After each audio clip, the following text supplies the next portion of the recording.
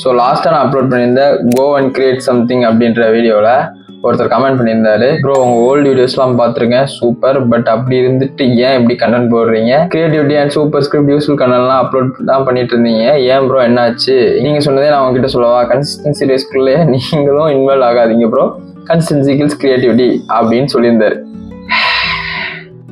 இந்த கமெண்ட் வந்துட்டு என்ன ரொம்பவே கில்ட் பண்ணிருச்சு. ஏன்னா ஒரு சில மாதங்களுக்கு முன் நான் தான் சொல்லியிருந்தேன் கன்சிஸ்டன்சி கில்ஸ் கிரியேட்டிவிட்டி அப்படின்னு. இப்போ நானே அதை பிரேக் பண்ணிட்டு டெய்லி வீடியோஸ் போட்டுட்டு இருக்கேன். இந்த கமெண்ட்னால ஒரு டிஸ்கஷன் போச்சு எனக்கும் என் ஃப்ரெண்டுக்குள்ளேயும். ஸோ அதுதான் நீங்க இப்போ பார்க்க போறீங்க. இந்த கன்சிஸ்டன்சி இது கில்ஸ் கிரியேட்டிவிட்டின்னு பானுங்கல்ல, அது ஒரு மேட்டர் இருக்கு.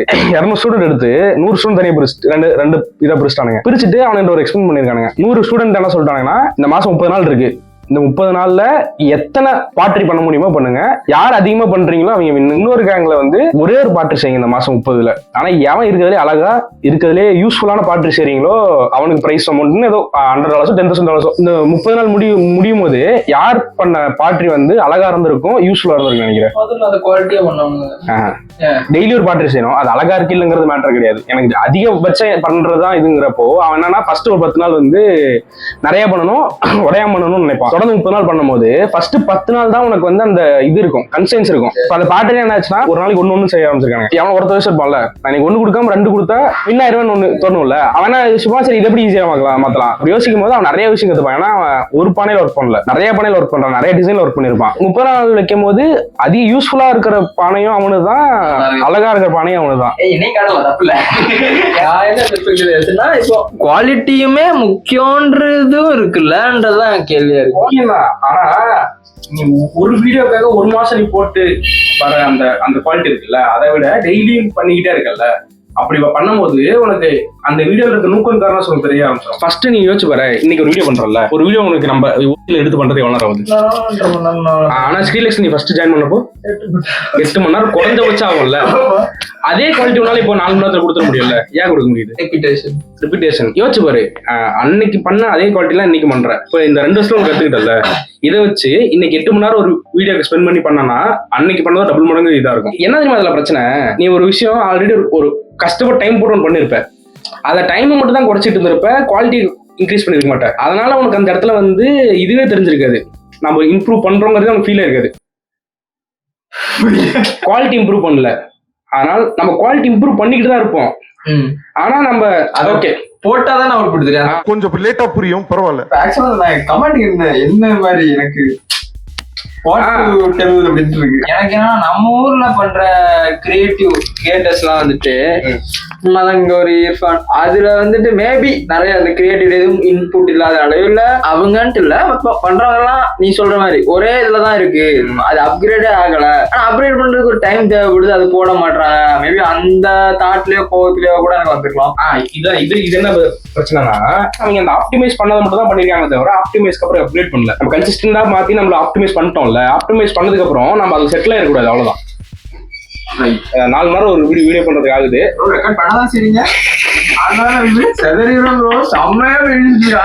எக்ஸாம்பிள் ப்ரோ ரொம்ப சிம்பிள் ப்ரோ. இப்போ வந்து உன்னால வீடியோ சவுண்ட் எஃபெக்ட்ஸ் ஆட் பண்ணணும், மியூசிக் ஆட் பண்ணணும்னு வச்சுக்கோ. இப்போ 300 நாள் வச்சிருக்கியா, 100வது நாள்ல இந்த 4 மணி நேரத்துல எப்படி 2 மணி நேரம் மாத்திருப்போம். எனக்கு எக்ஸ்ட்ரா 1 மணி நேரம் டைம் இருக்கு, அந்த ஒரு மணி நேரத்தை நீ சும்மா விடுறதுக்கு பதிலா சவுண்ட் எஃபெக்ட்ஸ் ப்ராப்பரான சவுண்ட் எஃபெக்ட்ஸ் ஆட் பண்ணலாம். அந்த 200 நாள் என்ன பண்ணலாம்னா சவுண்ட் எஃபெக்ட்ஸ் மட்டும் இல்லாம பீரோல ஆட் பண்ண ஆரம்பிக்கலாம். அந்த மாதிரி ஏதாச்சும் எக்ஸ்ட்ரா ஆட் பண்ணிட்டு டெஸ்ட் பண்ணிடுவேன். அதெல்லாம் பண்ணாம இருக்க அப்படின்னா கன்சிஸ்டன்சி கன்சிஸ்டன்சி கில் கிரியேட்டிவிட்டி. இப்போ யோசிச்சு பாரு, கேஸ் நெக்ஸ்ட் ஆகுது நைக்கி வீடியோ பேங்கர், அது பண்ணணும்னா 99 வீடியோ பண்ணாதான் அதனால அது பண்ண முடியும். ஆமாங்க, அவ்வளவுதாங்க மேட்ரு. குவாலிட்டி தான் முக்கியம். நான் ஒரு இதுல இருந்தேன், எனக்கு என்ன ஃபீல் ஆச்சுன்னா, இப்போ நான் ஒரு வீடியோ கேசி வீடியோ அதை சொல்லியிருப்பேன், ப்ராப்பரான டைமே இருக்கு, நான் ஒரு அவுட் கொடுக்கணும்னு நினைப்பேன், அதை நான் கொடுக்க முடியாது, ஏன்னா கொஞ்சம் டைம் தான் நல்லா இருக்கும். அவங்க கன்சிஸ்டன்சியா இருக்கணுன்றதுக்காக அந்த டைம் கரெக்டான டைம் இல்லாம குவாலிட்டி லூஸ் பண்ற மாதிரி இருக்கு எனக்கே. சோ நான் என் சேனல் குவாலிட்டியா போடுவேன், டைம் எடுத்தே போடுவேன் அப்படின்ட்டு இருந்தேன். கேசி நெக்ஸ்ட் பார்த்தா என்னன்னா, கன்சிஸ்டன்சியா இருந்தும் ஒருத்தனால கிரியேட்டிவா இருக்க முடியுதுன்னா யாரோ ஒருத்தர் இருந்திருக்காங்க. ஸோ நம்மள ட்ரை பண்ணலாமே, need to do something for my செல்ஃப்னு ஆரம்பிச்சதான் இது டெய்லி போடுறது. ஸோ இப்போ நான் அதை திருப்பி நான் சொன்னதை ஏற்கனவே கொஞ்சம் தான் பிரேக் பண்ணேன், ஓவராலா பிரேக் பண்ணிட்டு திரும்ப டெய்லி போடுறேன். எனக்கே யோசனை இருந்து இந்த கமெண்ட் பார்த்தா ரொம்ப கில்ட் ஆகுது. ஒப்பீனியன் எப்பவுமே எல்லாத்தையும் டிஃபரெண்டா இருக்கும். என்னோட ஒப்பீனியன் வரல, நீ சொல்லுங்க. ஓகேடா, ஒப்பீனியன் டிஃபரெண்ட். இப்போ அதை பார்த்து அத்தனை பேர் இன்ஃபுளுன்ஸ் ஆயிட்டா. இப்போ ஒருத்தர் வந்து கேட்கறாருல, இப்படி வந்து கேட்கற அளவுக்கு இன்ஃபுளுன்ஸ் பண்ணிட்டனோ. நீ பண்றது vlog தான், நீ வந்து உன்னை டிஸ்கவர் தான் பண்ணிக்கிற. ஓகே, பட் ஸ்டில் எனக்கு என்னமோ எனக்கு ஒரு ஒப்பீனியன் இருக்கு. இதுதான் என்னோட ஒப்பீனியன். உனக்கு அது சரியா இருக்கலாம், தப்பா இருக்கலாம். ஆனா என்னோட ஒப்பீனியனுக்கு நான் ஃபேக்ட்ஸா சொல்றேன். இப்படி ரிசர்ச் இருக்கு, நான் பார்த்த இதெல்லாம் இருக்குன்ட்டு. உனக்கு ஆனா கன்சிஸ்டன்சில என்ன பிரச்சனை, உனக்கு பேர்ன் அவுட் ஆகும். நீ அந்த பேர்ன் அவுட்ல அப்படி நின்றாம அது அந்த பேர்ன் அவுட் ஆகாம இருக்கிறதுக்கு நீ ஏதாச்சும் ஒரு வழி கண்டுபிடிச்சா உனக்கு கன்சிஸ்டன்சி இது கிரியேட்டிவிட்டி கில் பண்ணாது. நானே இப்ப வேஸ்ட் அந்த கமெண்ட் பார்த்தா கில்ட் ஆகுது. நான் ஃபிகர் அவுட் பண்ணணும். மேபி அது தப்பா இருந்தா நான் தூக்குற மாதிரி கூட இருக்கலாம். அதை எப்பவுமே பண்ணாத.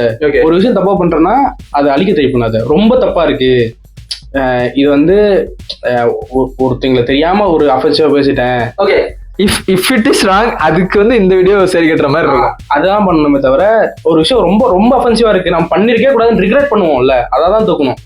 இது வந்து நம்மளோட ப்ராசஸ் தான். பண்ற தப்புல இருந்து திரும்ப மறைச்சிக்கிட்டே இருக்க மாதிரி இருக்கும். நீ பண்ற தப்ப ஓன் பண்ணிக்கோ. இந்த வீடியோ நீங்க ஃபுல்லா பார்த்துருந்தீங்கன்னா ஐ ஹேவ் அ கில்ட்.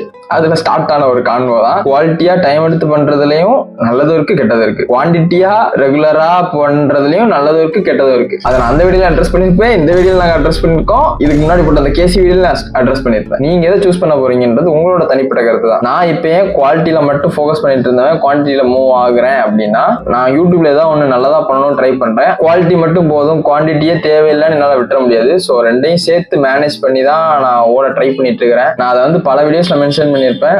குவாலிட்டிக்கு நான் எவ்வளவு இம்பார்ட்டன்ஸ் கொடுக்குறேன், குவான்டிட்டியில ஃபோக்கஸ் பண்ணாலும் நான் அதை எப்பயுமே விட மாட்டேன் அப்படின்றத. ஸோ அப்படிதான் நான் ஓடிட்டு இருக்கிறேன், அப்படிதான் ஓடுவேன். வேற என்ன சொல்ல.